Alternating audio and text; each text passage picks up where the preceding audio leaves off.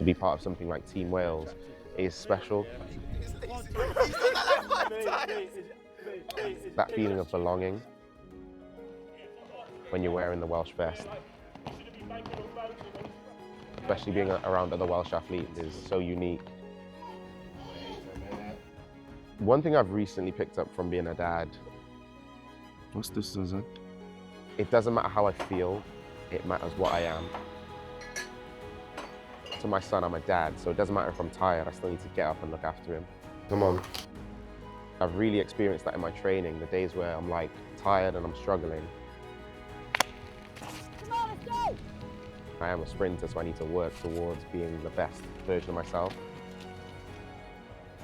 I always thought, if I believe I can do something, I can achieve it. And I think I've showed that with my career, and that's just the legacy I'm trying to leave behind. For me, I get to leave the track every day and I go home and he's there running up to me.